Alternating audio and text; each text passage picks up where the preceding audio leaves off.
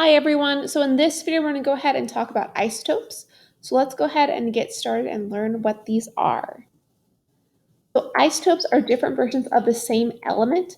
So because they all are the same element, they have the same number of protons or the same atomic number, but they have a different number of neutrons, meaning that their mass number differs.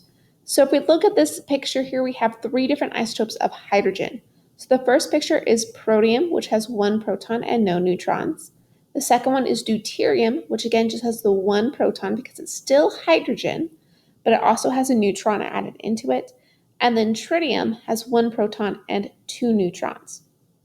So as we look at all of these three isotopes, they all have one proton, so they all have an atomic number of 1, but their mass number is different because they have different numbers of neutrons.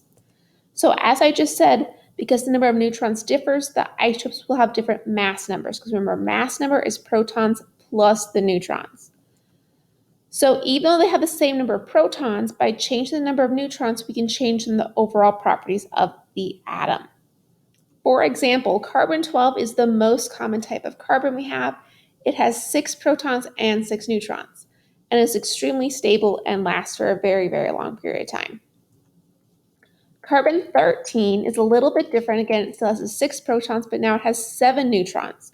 So it's less common than carbon-12, but it is still stable, meaning it's going to last for a very long period of time.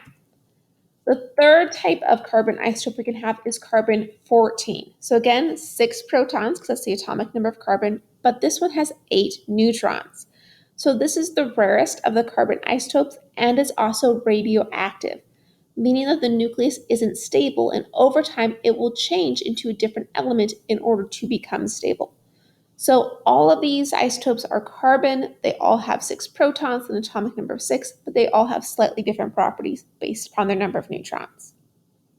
So when we talk about isotopes, it's often important to have a way to distinguish the different isotopes from one another.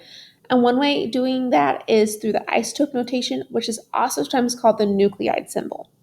So as we look at this picture, we have X, which represents the element symbol, A, which is on top, represents the mass number, and then Z, which represents the atomic number, is on the bottom. So the element symbol, we get that directly from the periodic table.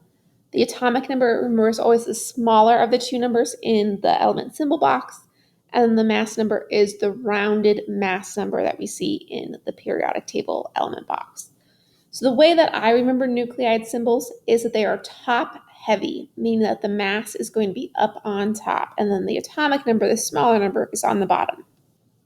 So let's go ahead and work through some examples. Here I have carbon-12 and carbon-13. So as we discussed previously, carbon-12 has an atomic number of 6 and a mass number of 12 because it has 6 protons and 6 neutrons. Carbon-13 has, again, that atomic number of 6, but it has a mass number of 13 because it's 6 protons plus the 7 neutrons. So when I go ahead and write the nuclide symbol for each of these, the bottom number is going to be 6. They're both going to have the symbol of C for carbon, but the thing that's going to be different is the mass number, which is going to be listed on top. So carbon-12 is 12 over 6, and carbon-13 is 13 over 6. So by changing up that mass number, we can see these are both isotopes of the same element, which in this case is carbon. Okay, so I hope that helps. If you have any questions about isotopes or isotope notation, please go ahead and let me know. Otherwise, you can go ahead and get started on the worksheet. Good luck, everyone. Bye.